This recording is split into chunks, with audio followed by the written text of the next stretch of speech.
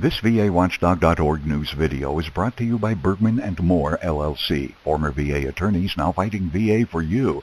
Call Bergman & Moore at 877-838-2889 or on the web at vetlawyers.com. The Pentagon today released a disturbing report on sexual abuse in the military. It says more than 2,900 sexual assaults were reported last year, up nearly 9% from the year before. Nearly two-thirds of those cases involved rape or aggravated sexual assault. And still, most victims get no justice, as Katie Couric reports. They've become an integral part of modern warfare. 200,000 active duty women serving alongside their band of brothers. Hey, where's the first? Jessica was one of those women. Born into a military family, at 24, she enlisted in the Army. Following basic training, she was posted half a world away at Camp Humphreys in South Korea. She was assigned to an Apache helicopter maintenance crew, one of just 3 women in a unit of 60 men.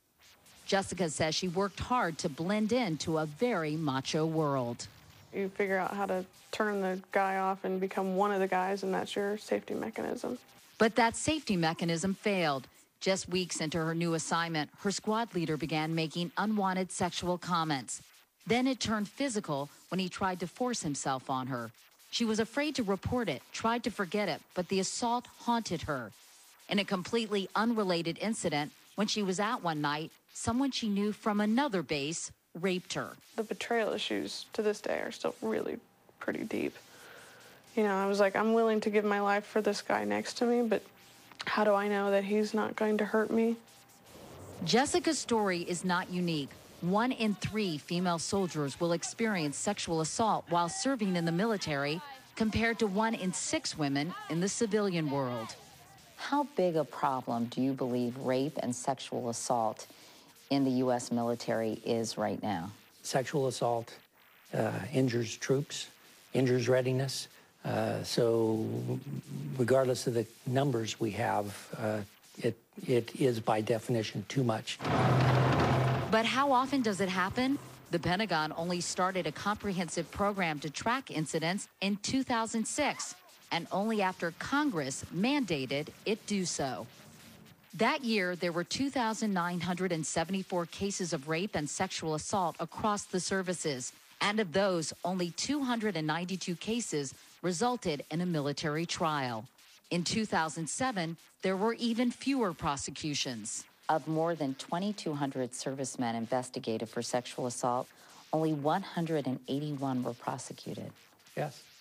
We absolutely have to get better. Secretary Gates himself is driving this initiative this year to improve our ability to investigate, to prosecute, and to convict.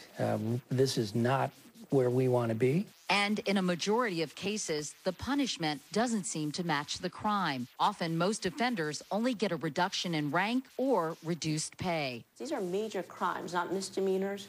And a lot of times what we see in the JAG Corps is very inexperienced, if not just brand spanking new lawyers being given rape cases, murder cases. Up and move, Private! Yes, Sergeant! For many victims, their assault remains a shameful secret. The Pentagon acknowledges that some 80% of rapes are never reported, making it the most underdocumented crime in the military. Callie White, a counselor for the VA, says victims haven't come forward for a number of reasons. They didn't report because they didn't think they'd be believed. They didn't report because they were ashamed and humiliated, and they didn't want anyone to know what had happened to them. The military is trying to reduce the stigma through increased awareness, education, and guaranteeing confidentiality to victims reporting such crimes. We're going to give you the tools so you know how to protect yourselves. And the Army has launched a national program called I Am Strong. Installations like Fort Irwin in California credit the campaign with driving assault numbers down. But for soldiers like Jessica, any changes come too late. The worst letdown is people who didn't believe in me to help me get through this and to keep me in the Army. I really, really wanted to be in. Traumatized by assault and re-traumatized by inaction, she has left the military and is now trying to help other victims. Katie Couric, CBS News, New York. VAWatchdog.org, the nation's #1 independent veterans website. On the web at VAWatchdog.org.